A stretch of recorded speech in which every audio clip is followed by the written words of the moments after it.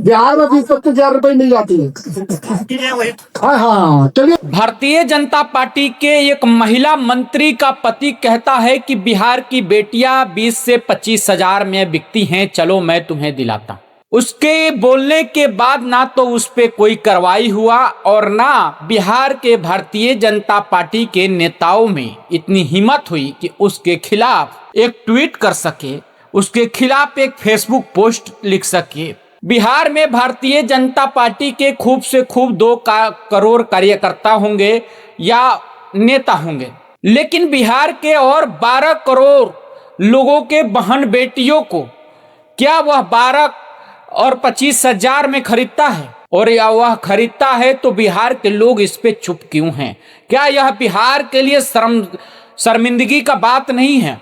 क्योंकि ना नेता, ना कोई मंत्री और ना ही भारतीय जनता पार्टी के सबसे बड़े पद पर बैठे नितिन नवीन कुछ बोल पा रहे हैं, ना तो नितिन नवीन कोई कार्रवाई कर पा रहे हैं। और एक नया संजय सरावगी नाम का जो भारतीय जनता पार्टी का अध्यक्ष बना है, द टॉप इंडिया न्यूज के एंकरों ने, जब पत्रकारों ने उसे सवाल करने का प्रयास किया, जब पूछा उससे सवाल तो हंस के निकल गया। बताइए क्या ये लोग बिहार के बेटियों को सप्लाई करते हैं?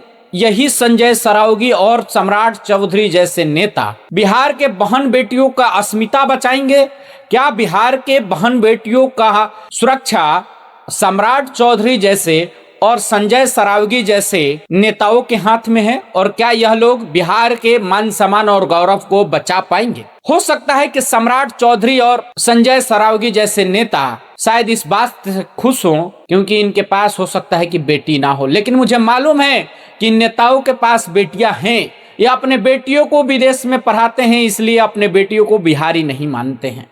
लेकिन सोचिए जरा उन गरीब परिवार के बेटियों पे वह गिरधारी लाल, जिसका 2 कौड़ी का औकात नहीं है, जो एक होटल चलाता है, होटल में वेश्यावृत्ति चलाता है, और उसकी पत्नी, उसके चेहरा को देखिए कि वह किस प्रकार से अपने चेहरा को मेकअप के जरिए ऐसा लग रहा है कि दिल्ली के पे बैठने वाली है। और वह मंत्री ना तो अभी तक अपने पति के बारे में और ना ही बिहार के लोगों के बारे में एक संवेदना तक व्यक्त। सोचिए जरा कि उत्तराखंड के लोग क्या सोचते हैं बिहार वासियों के बारे में, और बिहार वासी ऐसे चुप हैं जैसे कि लग रहा है कि उनके बहन बेटियों का कोई इज्जत ही नहीं है।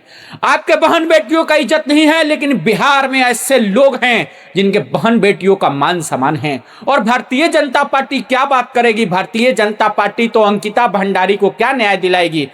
ऐसे ही होटलों में अंकिता भंडारी को रिसेप्शन पे अंकिता भंडारी जॉब कर रही थी, ऐसे ही नेताओं के निगाह में आई और भारतीय जनता पार्टी के अब तो सबसे बड़े नेता का नाम आ रहा है, जनरल सेक्रेटरी का नाम आ रहा है कि उसी ने रेप किया, उसी ने मौत के घाट उतरवाया और उसी ने सबूत मिटवाया। सोचिए जरा कि बिहार के बेटियों का अपमान हो रहा है। एक गिरधारी लाल साहू जिसका 2 कौड़ी का औकात नहीं है, वो भी बिहार के लोगों को, मैं इतना गिरधारी लाल साहू और गिरधारी लाल साहू के पत्नी जो मंत्री है सरकार में उत्तराखंड की, मैं इतना कहता हूं कि बिहार के लोगों में इतना पावर है कि चंदा इकट्ठा करके तुम्हारे जैसे मंत्रियों को 40 बार खरीदेंगे। इस बात को मैं गारंटी के साथ लिख के दे रहा हूं। और तुम लोगों का इतना औकात हो गया, तुम मंत्री हो, तुमको लोगों ने बनाया है, और जिन लोगों ने बनाया है वहां के बहन बेटियों को भी तुम इसी तरीके से, इसी निगाह से देखते होगे।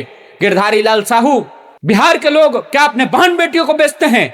तुम्हारी इतनी मजाल कैसे हो गई कि तुम ये बातें बोल रहे हो? तुमने कितने लोगों को खरीदा है? इस पर तुमको जांच अभी तक सरकार क्यों नहीं कर रही है? क्योंकि बिहार में भी भारतीय जनता पार्टी की सरकार है, भारत में भी भारतीय जनता पार्टी की सरकार है, उत्तराखंड में भी क्यों नहीं जांच कर रही है? क्या भारतीय जनता पार्टी इससे बिकी हुई है? यह सवाल है।